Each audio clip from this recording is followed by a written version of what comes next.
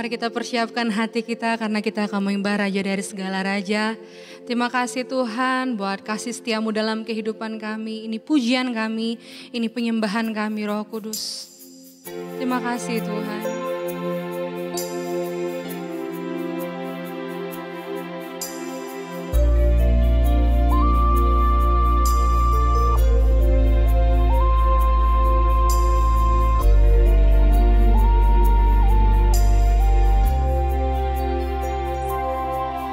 Ku bawa kepadamu, oh Tuhan, persembahanku ini. Ku ingin Engkau menerima korban syukurku melalui pujian. Takkan pernah ku bawa selain yang terbaik, yang harum dan sejati.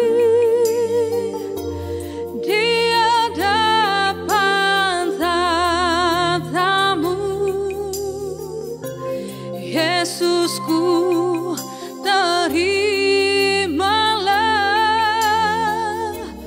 korban syukurku ini yang mengalir di hatiku sebagai penyembahanku.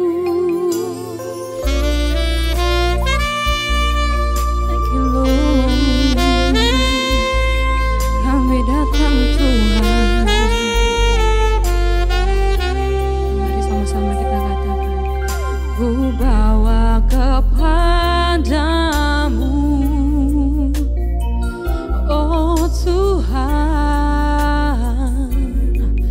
penyembahanku ini. Ku ingin Engkau menerima korban syukurku melalui pujian.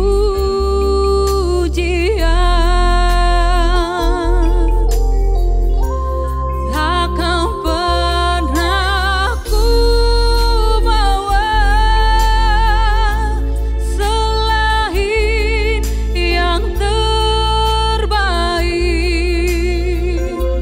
yang harum dan sejati.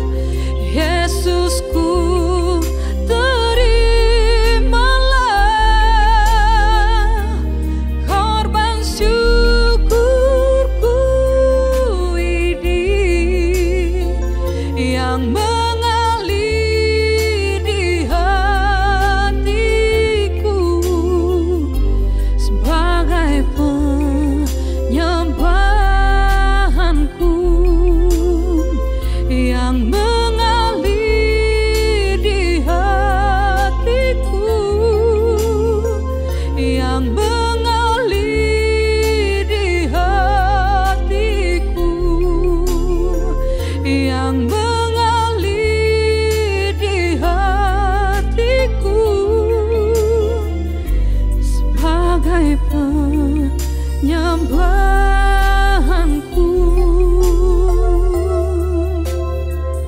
oh kami datang Tuhan, membawa korban pujian kami di hadapan tatamu. Kami naikkan syukur kami, pujian kami Tuhan. Terimalah ucapan syukur kami Tuhan. Wow.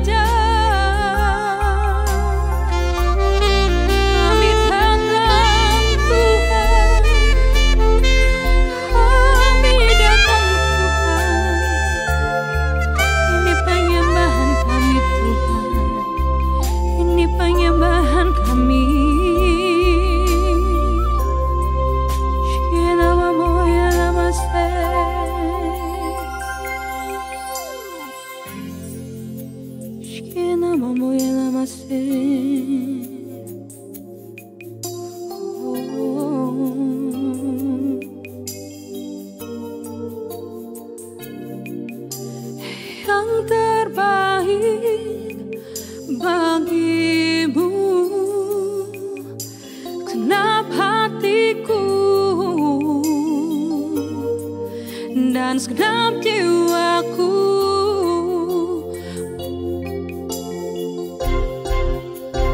Ku beri yang terbaik bagimu. Ku relakan segalanya yang terbaik bagimu. Segenap hatiku dan segenap jiwaku, segenap hatiku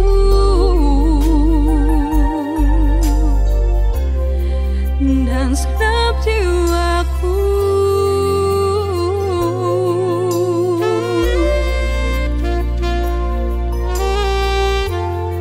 Terima kasih Tuhan.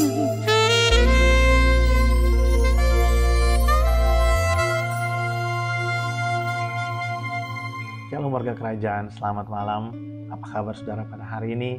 Selamat memasuki bulan yang baru, bulan Agustus. Saya yakin dan percaya Tuhan yang menyertai kita sepanjang bulan Juli.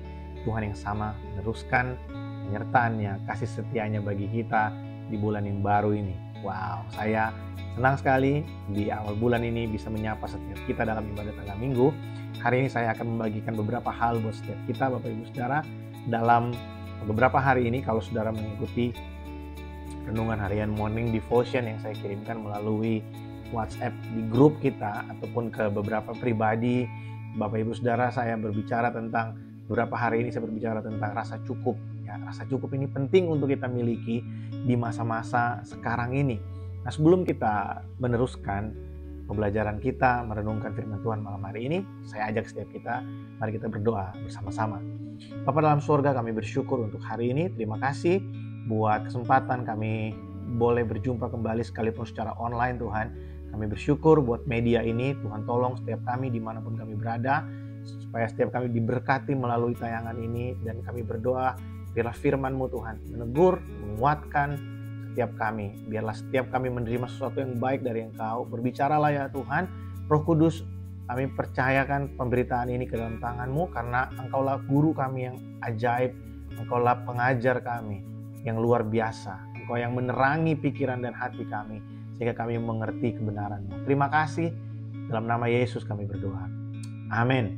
Bapak Ibu Saudara, di hari-hari ini kita perlu sekali untuk memiliki rasa cukup dalam kehidupan kita. Ya, bukan hanya hari-hari ini sebenarnya, tapi setiap hari dari dulu sampai sekarang, bahkan sampai selama-lamanya, selama kita ada di muka bumi ini, kita perlu mengenal atau belajar untuk bisa memiliki rasa cukup dalam kehidupan ini. Ketika kita kehilangan rasa cukup ini, maka akan ada banyak persoalan yang timbul dalam kehidupan kita. Karena sejatinya kita ketahui bersama bahwa manusia memiliki satu sifat dasar. Karena kita sudah jatuh ke dalam dosa, maka kita punya rasa yang ingin selalu dipuaskan. Rasa yang ingin selalu dipuaskan ini seringkali tidak akan pernah merasa cukup, saudara. Saya kasih contoh yang realita terjadi dalam kehidupan sehari-hari. Waktu kita belum bekerja, ada orang yang mungkin belum bekerja, rindu untuk bekerja supaya punya penghasilan. Ada orang yang berkata, wah kalau saya kerja, ya gaji saya mungkin kalau di Malaysia ya 1.500 sebulan, 2.000, oke lah. Ketika mendapatkan pekerjaan dengan gaji seperti itu, ya 1-2 bulan oke, mungkin 3 bulan oke, tapi mulai masuk 6 bulan, 1 tahun mulai merasa kayaknya kurang ya 2.000 ya. Kalau saya punya 4.000 kayaknya saya cukup. Ketika punya 4.000, berjalan awal-awal oke, tapi semakin lama kayaknya 4.000 kurang. Kalau saya punya 8.000 kayaknya cukup. Seakan akan terus terulang seperti itu. Dan rasa cukup itu sepertinya sangat sulit sekali untuk bisa ada dalam kehidupan kita. Nah, tapi sebenarnya rasa cukup itu perlu untuk kita miliki dalam kehidupan ini, saudara. Rasa cukup dalam segala hal, rasa cukup dalam berkat Tuhan, rasa cukup dalam penghidupan kita. Dan kita akan belajar malam hari ini, apa sih rasa cukup itu? Apakah rasa cukup itu berbicara tentang gaji atau salary yang kita terima setiap bulan? Apakah rasa cukup itu berbicara tentang tabungan atau deposito yang kita punya? Kita akan belajar bersama-sama dari seorang yang luar biasa Tuhan pakai dalam perjanjian baru, yang menulis lebih dari setengah kitab yang ada di perjanjian baru. Kita akan belajar dari Rasul Paulus pada malam hari ini. Saya ajak setiap kita buka dari Filipi pasal yang keempat. Kita akan melihat ayat yang ke-10 sampai dengan ayat yang ke-13 aja. Saya akan bacakan bagi setiap kita, Bapak Ibu bisa mengikuti melalui pembacaan di layar saudara masing-masing. Filipi pasal yang keempat ayat 10 sampai dengan ayat yang ke-13, demikian firman Tuhan. Aku sangat bersuka cita dalam Tuhan bahwa akhirnya pikiranmu dan perasaanmu bertumbuh kembali untuk aku. Memang selalu ada perhatianmu, tetapi tidak ada kesempatan bagimu. Kukatakan ini bukanlah karena kekurangan, sebab aku telah belajar mencukupkan diri dalam segala keadaan. Aku tahu apa itu kekurangan dan aku tahu apa itu kelimpahan dalam segala hal, dan dalam segala perkara tidak ada sesuatu yang merupakan rahasia bagiku. Baik dalam hal kenyang maupun dalam hal kelaparan, baik dalam hal kelimpahan maupun dalam hal kekurangan. Segala perkara dapat kutanggung di dalam Dia yang memberi kekuatan kepadaku. Bapak Ibu Saudara, latar belakang dari pembacaan kita ini adalah ketika Paulus menulis surat ini kepada orang-orang yang ada di Filipi, Paulus sedang ada di kota Roma, di dalam penjara. Paulus sedang ada di dalam penjara, kemudian memberikan surat ini kepada orang-orang yang ada di Filipi. Nah, kalau kita suka belajar, Bapak Ibu Saudara sudah membaca semua surat yang ditulis oleh Rasul Paulus, kita akan menemukan beberapa kali Paulus menyebutkan bahwa orang-orang yang ada di Filipi ini, jemaat Filipi ini adalah jemaat yang sering atau termasuk jemaat yang menopang pelayanan dari Rasul Paulus. Ya, kita tahu bahwa Paulus ini melayani Tuhan dengan seluruh kehidupannya. Ya, dia pergi dari satu kota ke kota memberitakan firman, membangun gereja, membuka pelayanan, penginjilan di sana, bahkan sampai dia di penjara. Nah, Bapak Ibu Saudara, jemaat Filipi adalah salah satu jemaat yang berkemurahan hati untuk membantu atau menolong Rasul Paulus. Kita akan menemukan dalam beberapa surat bagaimana Paulus mengatakan bahwa jemaat di Filipi mengirimkan sesuatu kepadanya. Dalam pembacaan kita juga dikatakan bahwa Paulus berterima kasih kepada jemaat yang ada di Filipi. Bagaimana mereka begitu memperhatikan dia, bagaimana jemaat yang ada di Filipi itu mengirimkan pemberian-pemberian kepadanya. Dan kita juga melihat bagaimana Paulus di sana berkata bahwa dia bersyukur karena mereka akhirnya kembali mengingat dia. Dalam pembacaan kita, dalam 4 ayat yang kita baca ini bisa kita temukan fakta bahwa Paulus mungkin sudah sekian lama tidak menerima atau mendapatkan kabar dari jemaat yang ada di Filipi. Sekalipun mungkin mereka punya hubungan yang sangat dekat, sekalipun mungkin mereka punya hubungan yang kekeluargaan yang begitu baik, namun sudah sekian lama jemaat yang ada di Filipi mungkin tidak mengirimkan utusan untuk menanyakan kabar Paulus. Mungkin mereka juga tidak mengirimkan sesuatu kepada Rasul Paulus, atau mungkin mereka memberikan kepada Paulus hanya apa yang dia perlukan. Mereka memberikan apa yang mereka mampu untuk berikan, sedangkan Paulus mungkin membutuhkan lebih dari itu. Tapi Paulus tidak menunjukkan rasa tidak berterima kasih atau rasa pengeluhan di sini. Justru Paulus sengaja menulis ini di dalam surat yang dia tulis kepada jemaat yang ada di Filipi. Dan saudara harus tahu bahwa dimanapun surat ini dibacakan, maka orang akan mengetahui bahwa jemaat di Filipi adalah jemaat yang luar biasa murah hati kepada Rasul Paulus. Kalau kita teruskan pembacaan kita di ayat yang ke-14, Paulus berkata bahwa kamu turut mengambil bagian dalam penderitaanku. Bukan berarti mereka ikut menderita bersama Paulus, tapi apa yang mereka berikan buat Rasul Paulus melalui mungkin mengirimkan utusan untuk menanyakan kabarnya, menunjukkan perhatian mereka. Mereka sedang mengambil bagian atau ikut menderita bersama dengan Paulus. Mereka meringankan penderitaan yang dialami oleh Rasul Paulus. Ini luar biasa. Perhatian yang luar biasa dari jemaat yang ada di Filipi. Dan Paulus berkata kepada mereka, aku bersyukur karena akhirnya kamu kembali teringat tentang aku. Ya, di ayat yang ke-10. Mungkin selama ini mereka tidak mengirimkan utusan, mereka tidak menanyakan kabarnya, tapi Paulus tidak membahas kenapa itu terjadi. Bahkan Paulus berkata di situ, perhatianmu itu besar, tapi mungkin waktumu yang tidak ada.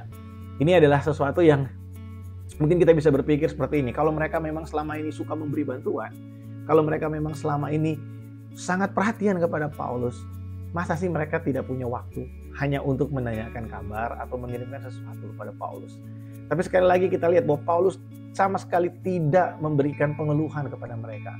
Bahkan Paulus di sini justru memberikan sesuatu yang menguatkan orang-orang yang ada di Filipi. Dengan berkata, aku mengatakan ini bukan karena aku kekurangan.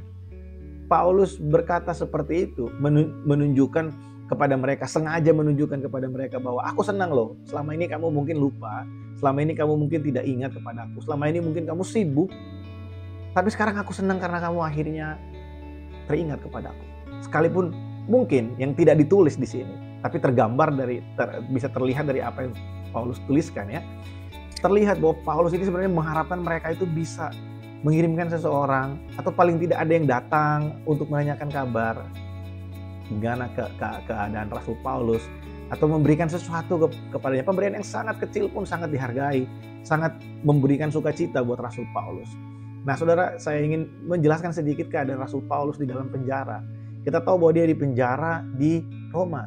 Dan kita tahu bahwa penjara yang dia hadapi itu bukanlah penjara biasa. Mungkin kalau di Indonesia kita tahu bahwa ya penjara kita bisa pilih mau ada di mana ya. Kalau di Roma pada saat itu saudara, mereka apalagi golongan seperti Paulus yang dipenjara ini, dia dipenjara dengan penyiksaan, dan itu adalah penjara yang sangat-sangat tidak nyaman buat dia.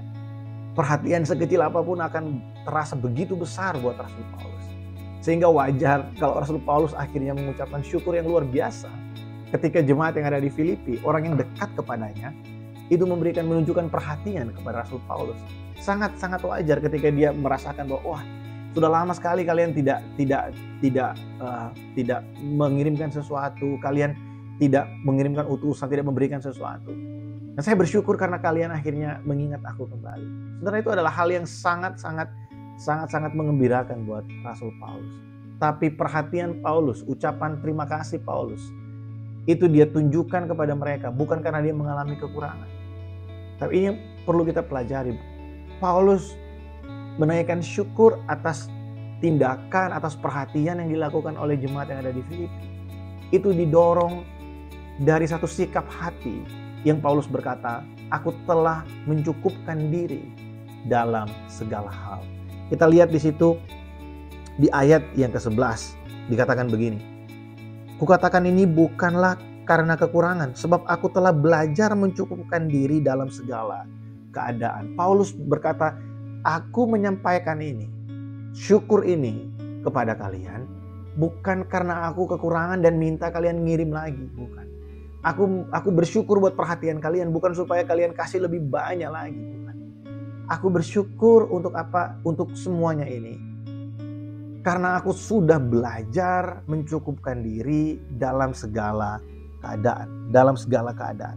Paulus belajar mencukupkan dirinya, bukan hanya ketika dia kelimpahan kiriman dari jemaat yang ada di Filipi, bukan hanya ketika dia menerima kunjungan dari orang-orang yang mengasihinya, bukan hanya ketika dia mendapatkan perhatian dari kepala penjara, bukan hanya ketika dia mendapatkan penghiburan dari mungkin ada penundaan hukuman, bukan. Tapi Paulus berkata, aku telah belajar mencukupkan diri dalam segala keadaan. Rasa cukup itu tidak berbicara sama sekali tentang apa yang kita punya. Rasa syukur, ucapan syukur, rasa cukup itu tidak berbicara tentang seberapa banyak yang ada di tangan kita, di dompet kita, di rekening tabungan kita. Rasa cukup itu tidak berbicara tentang hal-hal yang sekarang kita punya, yang bisa kelihatan dan dihitung dengan begitu mudah. Rasa cukup itu berbicara tentang sikap hati kita di hadapan Tuhan. Rasa cukup itu berbicara tentang sikap hati kita di hadapan Tuhan di dalam segala keadaan. Saudara, saya merenungkan beberapa hari yang lalu. Bagaimana mungkin ada orang-orang yang punya segala sesuatu. Dia punya tabungan mungkin bermiliar-miliar rupiah. Tapi di saat yang sama, dia juga dihantui oleh rasa takut akan kekurangan. Apakah mungkin terjadi? Sangat mungkin terjadi. Sebelum saya melayani Tuhan secara full time, saya adalah seorang banker. Saya bekerja di bank asing, 100% asing, 100% bank asing yang ada di Indonesia. Dan beberapa nasabah yang saya handle, nasabah prioritas Bapak Ibu Saudara. Dan ya, uang kelolaan itu sangat besar. Dan ketika fluktuatif terjadi, ya kami menjual produk investasi pada saat itu, ya seperti reksadana dan juga obligasi seperti itu ya. Nah itu kan harganya fluktuatif. Saudara, orang yang punya uang banyak ternyata tidak bisa menjamin yang namanya rasa aman dalam kehidupan. Justru saya menemukan fakta bahwa semakin banyak uang yang kita punya, semakin banyak sesuatu yang kita miliki yang berharga, itu biasanya sering sekali bahkan hampir selalu diiringi dengan rasa takut yang sama besarnya. Apakah itu berkat? Tentu tidak, saudara. Itu sama sekali tidak mendatangkan damai sejahtera buat kita. Sedangkan yang Tuhan mau, kita punya rasa cukup. Rasa cukup di dalam Tuhan itu berbicara tentang kita punya damai sejahtera, kita punya ketenangan, kita punya satu damai dalam kehidupan kita. Kita punya satu rasa di mana apapun yang terjadi, Tuhan, aku tahu bahwa Engkau beserta dengan aku. Saudara, rasa cukup itu tidak berbicara tentang berapa banyak yang kita punya. Nah, saya mungkin beberapa waktu terakhir ini sering berbicara tentang keuangan, tentang rasa cukup. Bukan karena gereja sedang butuh uang, enggak. Memang pelayanan butuh pendanaan. Ya, saya bersyukur untuk jemaat Tuhan yang luar biasa yang ada di RIM Malaysia. Sekalipun jumlah kita tidak seberapa banyak, tapi Tuhan menempatkan orang-orang yang sangat murah hati, yang sangat perhatian, orang-orang yang begitu punya hati untuk melayani Tuhan bersama-sama. Sekalipun mungkin saudara tidak melayani Tuhan secara full time, tapi hati saudara dari apa yang saudara lakukan, dari apa yang jemaat Tuhan berikan, dari apa yang jemaat Tuhan berikan untuk gereja, saya tahu bahwa hati saudara benar-benar mengasihi Tuhan. Saya bersyukur bahwa sekarang kita sedang membuat chat yang baru ya. Gereja kita sedang ganti warna ya. Dan beberapa waktu ke depan kita juga akan mulai melakukan peremajaan terhadap beberapa hal di gereja, karena ya banyak dari barang-barang yang kita punya itu sudah umurnya sudah lebih dari 10 tahun, bahkan ada yang 15 tahun ya.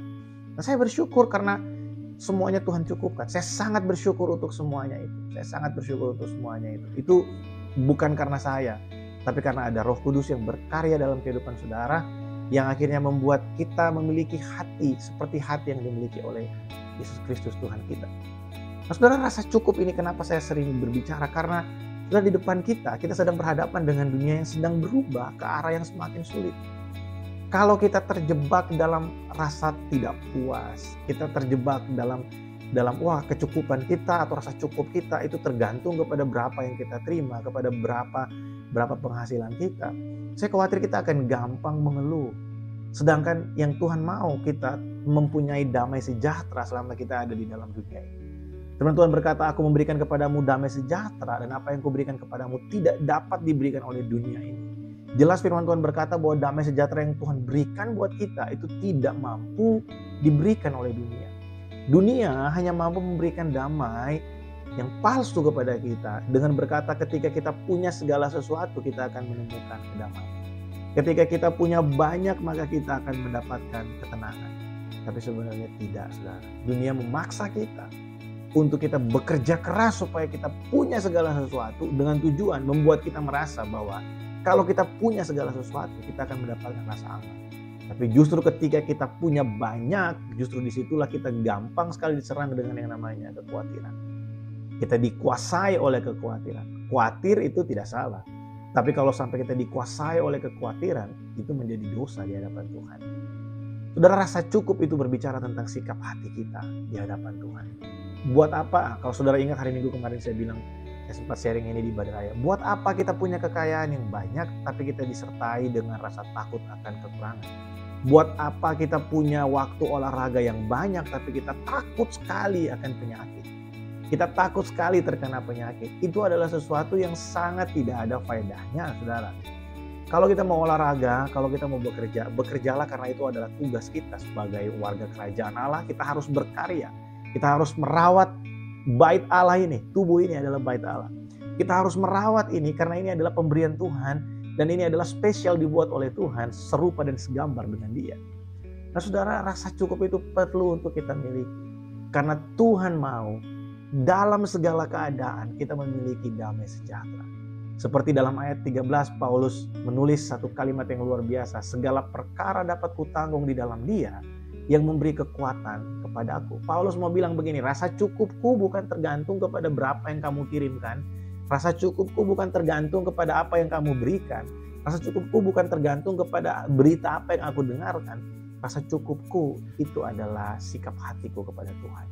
Kasih karunia-Mu cukup bagiku. Kasih karunia Tuhan bagi kita itu cukup. Sehingga dalam menghadapi situasi apapun. Kalau kita lihat ayat yang ke-12, Paulus bilang tidak ada yang Tidak ada yang merupakan sesuatu yang rahasia bagiku, baik dalam hal kelimpahan maupun dalam hal kekurangan. Kita tahu bahwa Paulus sebelum dia menjadi pemberita Injil, dia adalah orang yang sangat terpandang. Ya, dia punya banyak sekali. Dia punya banyak kehormatan, bahkan benda-benda. Dia juga punya mungkin kekayaan, dia punya. Tapi setelah dia menjadi pemberita Injil, dia tinggalkan semuanya itu dan dia memberikan hidupnya 100% untuk melayani Tuhan. Dia tahu apa itu kelimpahan, dia tahu apa itu kekurangan, dan dia berkata, segala perkara dapat kutanggung di dalam Kristus yang memberi kekuatan padaku. Rasa cukup kita ada di mana? Rasa cukup kita ada di mana? Apakah rasa cukup kita ada ketika kita ada di satu prestasi tertentu? Apakah rasa cukup kita ada ketika kita punya satu pencapaian tertentu? Bapak Ibu Saudara, sebagai hamba Tuhan, ingat, saya ingin mengingatkan saudara bahwa rasa cukup kita seharusnya ada di dalam Tuhan. Saudara, ketika kita terlalu bergaul atau kita terlalu terikat dengan dunia ini, maka rasa cukup kita itu akan melekat kepada apa yang ada di dalam dunia ini. Sehingga ketika kita kehilangan apa yang menurut orang-orang yang ada di dunia ini berharga, kita akan merasa bahwa kita menjadi kurang berharga. Kita akan merasa bahwa kita ini tidak cukup. Sebenarnya tanpa memiliki apa-apa yang dianggap berharga oleh orang dunia, kita ini sudah sangat cukup, sangat berharga dan sangat bernilai karena Kristus mati buat kita. Sang Raja mati buat kita. Saya bagikan buat saudara 2 hari yang lalu dalam morning devotion ya, yang saya kirimkan melalui WhatsApp. Saya sempat bagikan ini buat saudara. Iblis itu pakai segala sesuatu untuk membuat kita merasa bahwa kalau orang lain punya, orang lain memiliki, terus kita tidak memiliki. Ada satu keharusan kita juga harus punya. Karena kalau kita tidak punya apa yang orang lain punya, maka kita ini kurang hebat, kita ini kurang diberkati. Tuhan itu kurang dahsyat sepertinya. Masa Tuhan bisa berkati dia, Tuhan tidak bisa berkati saya? Nah, pandangan-pandangan seperti ini adalah pandangan yang sesat, saudara. Karena Tuhan itu memberkati kita tidak ditunjukkan, tidak tergantung dari berapa banyak uang atau mobil atau rumah yang kita punya. Tuhan memberkati kita berdasarkan kemahatauannya, berdasarkan hikmat yang Tuhan punya, dan Tuhan tidak pernah tidak menolong kita, tidak pernah tidak memberkati kita. Tuhan memberkati kita sesuai dengan takaran yang ada pada kita, dan kita tidak boleh untuk saling iri. Iri hati itu tidak datang dari Tuhan. Iri hati itu datang dari setan yang memberikan kita pemikiran-pemikiran seakan-akan kita harus jadi sama seperti orang lain, sehingga kita lupa bahwa kita harus menjadi sama seperti Kristus. Kita harus menjadi sama seperti Kristus, bukan sama menjadi seperti orang lain. Saudara, dalam keadaan apapun, kalau kita tahu rasa cukup kita ada di dalam Tuhan, mungkin kalau dihitung secara nilai, apa yang kita punya tidak lebih banyak dari orang lain. Kalau dihitung secara luas, rumah kita tidak lebih besar dari rumah orang lain. Kalau dihitung secara harga, mobil kita tidak lebih mahal dari mobil orang lain. Tapi kalau dilihat dari ucapan syukur kita mungkin lebih bernilai daripada orang yang punya banyak. Saudara masih ingat ketika ada seorang yang datang ke rumah Allah memberikan persembahan dari apa yang kelimpahan dalam kehidupannya, dan kemudian ada seorang wanita yang datang, dia memberikan persembahan itu gajinya selama setahun. Dia berikan semuanya untuk Tuhan. Dan Yesus tanya kepada murid-murid, mana yang memberi lebih banyak? Saudara, memberi kepada Tuhan, rasa cukup kita ya itu tidak tergantung dari apa yang kita punya. Rasa cukup itu adalah sikap hati kita. Sikap hati kita di hadapan Tuhan. Miliki rasa cukup. Cukup Tuhan hari ini. Di tengah-tengah persoalanmu, miliki rasa cukup. Tuhan, terima kasih buat kekuatan. Sekalipun persoalannya belum selesai, tapi aku masih bernapas, berarti anugerah-Mu masih menopang aku. Di tengah-tengah sakit penyakit, Tuhan terima kasih. Sekalipun sakitnya belum sembuh, tapi aku percaya anugerah-Mu menguatkan aku sampai hari ini. Sehingga hidup kita tidak di-drive dengan keinginan-keinginan. Tuhan, kalau Engkau bisa tolong orang lain, Tuhan juga bisa tolong aku. Yes, betul. Tapi pertolongan orang lain belum tentu sama dengan pertolongan. Tuhan, kalau Engkau tidak berkati aku seperti dia, Engkau tidak dahsyat. Tuhan bilang, aku berkati engkau anakku. Aku mengasihi engkau sama dengan aku mengasihi mereka. Aku memberikan engkau kecukupan. Aku menyediakan semua yang engkau perlukan. Sama seperti aku menyediakan buat mereka. Tuhan menakarkan bagi kita apa yang menjadi keperluan kita. Tuhan janji keperluan kita, kebutuhan kita, Tuhan sediakan. Dan ada yang luar biasa, Tuhan juga berjanji Dia mendandani kita. Saudara, kita lebih percaya kepada ketakutan kita atau kepada janji Allah? Biarlah kita meletakkan masa cukup kita pada penyediaan Allah dalam kehidupan ini. Saudara, tadi ilustrasi yang saya sampaikan buat saudara, buat apa kita punya banyak hal tapi disertai dengan rasa takut. Kalau kita mungkin punya tidak sebanyak yang orang dunia, yang teman-teman kita yang tidak mengenal Allah punya, tapi kita bisa hidup dengan damai sejahtera. Karena setiap kali kita perlu, Tuhan sediakan. Setiap kali kita butuh, Tuhan siapkan. Bahkan ketika kita tidak memerlukan, Tuhan menyediakan begitu. Bukankah itu jauh lebih indah, saudara? Kita hidup dengan penuh ucapan syukur, ketulusan, sehingga ibadah kita tidak menjadi ibadah yang transaksional kepada Tuhan. Saya sangat menjaga sekali supaya kita tidak menjadi umat yang sama dengan orang yang tidak mengenal Allah. Kalau kita beribadah, kalau kita memberikan sesuatu untuk Tuhan, dengan harapan kita mendapatkan imbal balik yang lebih besar. Mohon maaf untuk mengatakan ini. Apa bedanya kita dengan orang yang pergi ke tempat penyembahan berhala, yang harus mempersembahkan ini dan itu, mengorbankan ini dan itu supaya mereka mendapatkan berkat, mendapatkan kelimpahan, mendapatkan kekayaan. Saudara, Tuhan kita tidak seperti itu. Tuhan memberkati kita karena kita anak-anak. Tuhan menyertai kita karena kita ini umat punyaan-Nya. Tuhan menolong kita karena kita ini adalah umat tebusannya. Tuhan memagari dan menjagai kita karena kita ini adalah biji matanya. Bukan karena kita memberikan ini dan itu. Pemberian kita kepada Tuhan itu lebih kepada ucapan syukur kita. Karena Tuhan telah begitu baik bagi kita. Di tengah-tengah kesengsaraan, di tengah-tengah pergumulan, Dia tidak meninggalkan kita. Di tengah-tengah pemberontakan kita pun, di tengah-tengah kesalahpahaman kita pun, Dia tetap mengasihi dan mencintai kita. Di tengah-tengah keras kepalanya kita pun, Tuhan tetap dengan lemah lembut menegur kita. Tuhan tetap memberikan kita kesempatan sekalipun kita jatuh tiap hari, berkali-kali kita jatuh. Tapi Tuhan tetap kasih kita hari yang baru. Untuk kita bisa memulai kehidupan yang baru. Dan kita bisa mulai dipulihkan dari hari ke hari. Saudara, mari taruh rasa cukup kita pada penyediaan Allah. Seperti Paulus berkata, segala perkara dapat kutanggung di dalam Dia yang memberikan kekuatan kepadaku. Paulus tidak berkata, segala perkara dapat kutanggung di dalam semua tabungan yang aku punya. Segala perkara dapat aku tanggung di dalam semua koneksi yang aku punya. Segala perkara dapat aku tanggung di dalam segala sesuatu, kemampuan, kuasa yang aku punya. Tidak.